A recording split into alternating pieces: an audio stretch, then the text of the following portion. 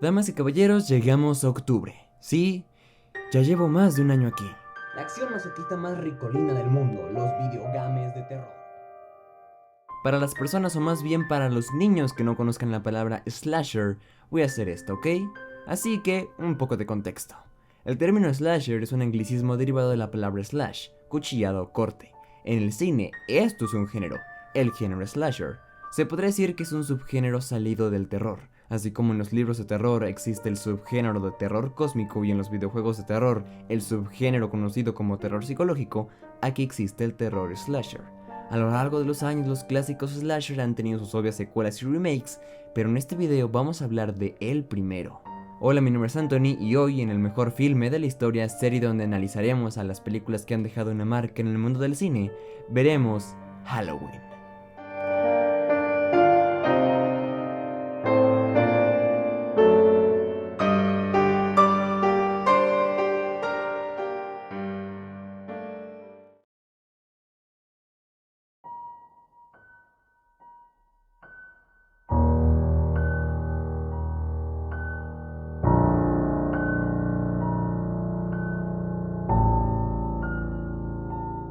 Es normal que una película entre más pase el tiempo menos miedo dé. Con el pasar de las generaciones las cosas que de pequeños nos asustaban o las cosas que a nuestros padres les asustaban, a nosotros no nos hagan pasar ni el mínimo sentimiento, es normal.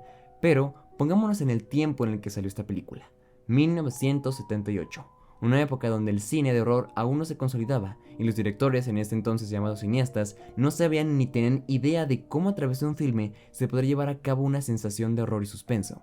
El cine se consolidaba por primera vez en el año 1895. Es el género audiovisual más antiguo de todos los tiempos. Un año después nació de lo que para mí es uno de los mejores directores de cine en su momento. Georges Méliès grabaría La Mansión del Diablo, su segunda película más famosa y conocida hasta la época de este director. Sin embargo, la filosofía no de esa película, sino de todas las películas de antes de 1960, no era causar emociones. Si se van a mi canal, más aparte de todos los videos que te pueden interesar, verás una pequeña frase arriba: cine y videojuegos como método de expresión y de arte. Todas las películas y videojuegos que se hacen hoy en día se hacen con la ideología de lograr sensaciones, lo cual es un valor intrínseco al entretenimiento y soné bien mamador diciendo esa palabra.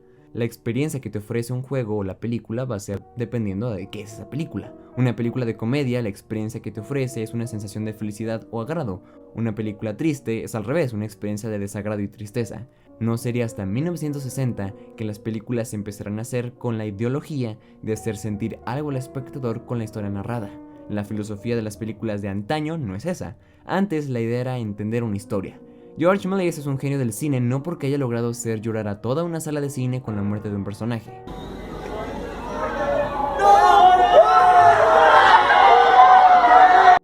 No, es un genio por ser el primero en lograr y narrar una historia con ficción.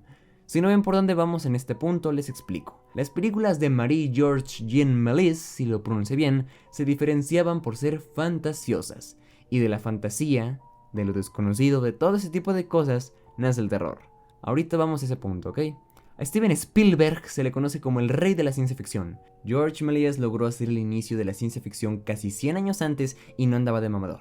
Sus historias son fantasías. Una cabeza que se infla, viaja a la luna, en 15 minutos logra hacer una historia con inicio, desarrollo y desenlace. La película de Viaje a la Luna es el abuelo de todas las películas de extraterrestres, invasiones, viajes a otros planetas. Lo más probable es que si no hubiese existido esta película, no existiera todo el mame que ahorita tenemos de Dune, o sería bastante diferente como lo conocemos. La película de El Hombre Mosca de 1923 tiene la famosa escena del reloj. Es una escena donde está este hombre sostenido del reloj y a punto de caer. Es una parte tensa, la música se roba por completo tu atención, el manejo y la ubicación de cámara son perfectos.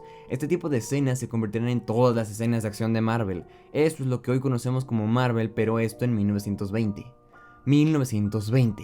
Hoy en día, si vemos una escena de acción, todos sabemos que abajo hay una colchoneta de color verde, pero en ese entonces, no. En la película de la llegada del tren, la gente de la sala se asustaba porque creía que el tren los iba a arrollar. Esa sensación actualmente ya se perdió. Una película de ese entonces no costaba ni una milésima parte de lo que cuesta una hoy en día, y debido a los limitantes de ese entonces, dejaba mucho al espectador. Escena 1 de Viaje a la Luna. Estas personas planeando. ¿Qué planean? ¿Quiénes son? ¿Qué van a hacer? Todo eso queda a tu imaginación, tú imagínalo. Escena 2 de Viaje a la Luna, construyendo esta cosa. ¿Qué es eso? ¿A dónde van? ¿Quiénes van a ir? ¿Qué importa? Queda el pensamiento del espectador. Escenas en esa misma película funcionan igual. Cuando aparecen los habitantes de la luna, cuando vemos que la luna tiene cara, todo eso no le importa a la película explicarlo. Queda a tu imaginación, a tu merced. Las películas de hoy en día tienden a sobreexplicar todo. No está mal, pero cuando hablamos de películas de terror, dejar cosas a la imaginación del espectador es la mejor forma de contar una historia. George Méliès creó la forma perfecta de narrar una historia de terror.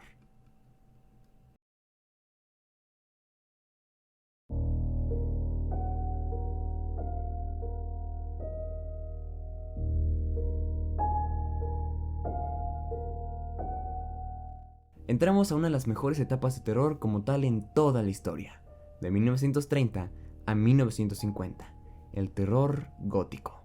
Cambiamos de cómo contar una historia de terror a qué nos produce el terror. Dos simples respuestas, a lo desconocido y a lo incontrolable. El nacimiento de las dos figuras de terror más míticas de todos los tiempos, el hombre lobo y el vampiro. El vampiro nace del miedo a lo desconocido. Todo aquello que no sabemos qué es y qué nos puede hacer, eso nos produce terror. La oscuridad a los niños les da miedo porque no saben qué hay ahí. Talasofobia no es el miedo al agua, sino miedo a la profundidad del mar y lo que puede haber ahí. El vampiro es una figura misteriosa. La figura de Drácula es de un hombre misterioso que secuestra mujeres para saciar su sed de sangre. Nadie sabe cuándo ataca ni cómo ataca. Normalmente es un hombre apuesto que seduce mujeres, y cuando menos lo esperan, se convierte en un ente desconocido que mata a sangre fría. Eso es el miedo a lo desconocido. El hombre lobo, por otra parte, este nace del descontrol, de cómo una persona puede perder por completo el control y su humanidad, quedando solamente una bestia. El miedo a lo incontrolable, a ver cómo una persona puede perder poco a poco su humanidad, su figura, sus recuerdos, su vida. Frankenstein fue creado por un científico que quería derrotar a la misma muerte, un genio, pero cuando no pudo controlar a su creación, perdió contra lo que juró vencer, la muerte. ¿Qué pasará cuando el humano construya algo que no va a poder controlar? Tarde que temprano el hombre tiene que entender que no es la cima de la cadena alimenticia, y que incluso lo que conocemos como seguro puede matarnos si se pierde el control. El terror gótico es la máxima expresión de estos dos temores. La esencia plasmada en las películas de estos tiempos narran estos dos temores lo más clásico posible. El terror gótico no solo son los monstruos. Si buscas tal cual gótico en el buscador, los monstruos son lo último que te van a aparecer. Es un estilo de arte. El arte gótico es un estilo artístico que se desarrolló en Europa Occidental durante la Edad Media.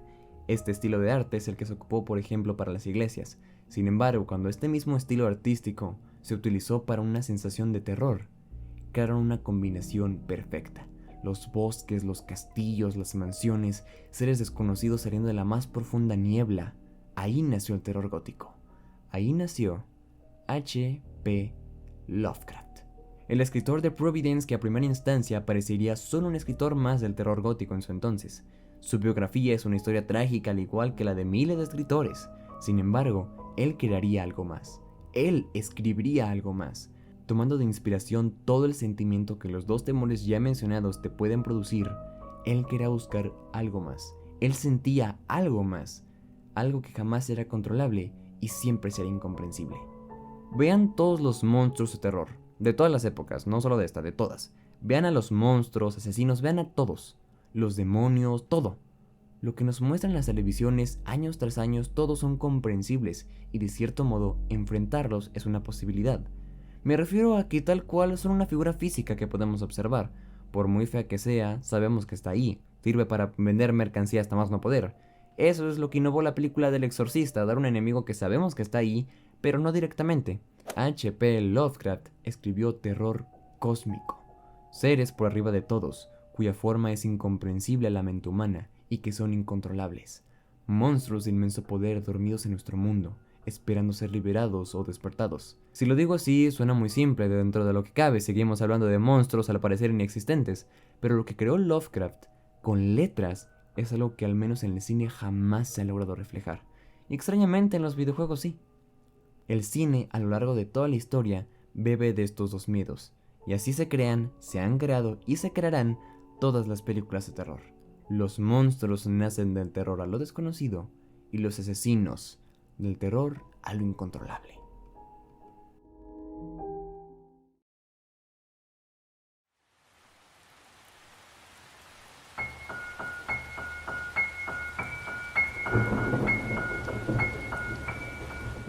De los libros que más me han gustado hablando de cine, el titulado El cine según Hitchcock es mi favorito, un director de terror, entre comillas. En 1960 empezaría lo que nostálgicamente titulamos la época de oro del terror cinematográfico.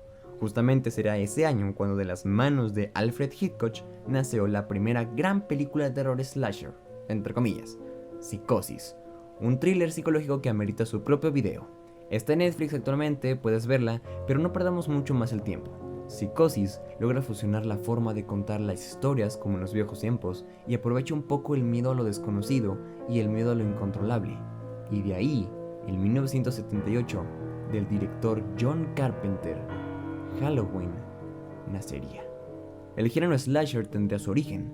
Halloween nos narra la historia de Michael Myers, un niño que a los 7 años asesina a su hermana y a su madre. Después de dicha acción lo llevarán a un manicomio donde pasaría 15 años de su vida. Después de escapar regresa a su pueblo Haddonfield en la noche de Halloween y volvería a matar. Ahora cabe decir que Halloween de 1978 no es una película perfecta y ni siquiera es la mejor de su saga, pero a pesar de no tener las mejores actuaciones o el mejor guión, lo que esta película logró es tal cual crear un slasher, hacer la esencia del slasher. Por una parte tenemos la trama de Laurie Strode, una joven normal que se dedica a cuidar niños. Por otra parte tenemos la trama del Dr. Loomis, un doctor que toda la película estará cazando a Michael Myers, ya que al parecer es el único que sabe de lo que es capaz este monstruo. Ambas tramas son muy simples, no son malas, no son sumamente desarrolladas y como dije, no es perfecta la película. De hecho, como película es mala. El impacto que tuvo extrañamente fue más cultural que otra cosa, pero al momento de mostrar a Michael, se luce, y se luce mucho más que varias películas actualmente. El momento de mostrar a Michael no son brincos a la pantalla, no son escenas donde una nota está muy alta y por eso te da tensión, no, son escenas sumamente simples. No te dice nada. En una parte Michael empieza a seguir y a acosar a Laurie. ¿Por qué la acosa? ¿La va a matar? ¿Qué conexión tienen? A la película no le importa. Eso te lo deja a ti. La forma de mostrar y narrar las escenas de Michael Myers son al más estilo película de 1890. Esto dice George Méliès por todos lados. Deja el ¿qué va a pasar? Al espectador, a ti. ¿Qué tan retorcido puede ser lo que imagines? Eso igualmente solo depende de ti. Los dos temores que mencioné en el segundo punto, el director sabe dónde colocarlos. Las escenas de asesinatos de la película suceden en los últimos 25 minutos de la película. El resto del tiempo que vemos a Myers es simplemente escenas donde aprovechan para usar el temor a lo desconocido. En esta escena, un niño pequeño choca con el asesino. La escena es simple. El momento en el que choca el niño con Myers, la película no te está diciendo nada. Nosotros somos los que lo imaginamos, y la prueba está en que no he dicho nada y ambos ya sabemos a lo que me refiero. Eso es lo que logra Halloween. En los últimos 25 minutos es donde empiezan los asesinatos, y ahí aparece el temor al descontrol. Laurie es solo una niña, no puede pelear contra Michael. Le da pelea, pero ya no queda nada. No puede controlar lo que va a pasar. Y en el último momento, el Dr. Loomis aparece y le da los famosos 6 tiros. Y unos planos después podemos ver que Myers ya no está ahí. ¿Qué es Michael? ¿De dónde sacó esa fuerza? ¿Qué lo mata realmente? A la película no le importa. Logró darte un susto esta noche de Halloween. Y eso es lo importante.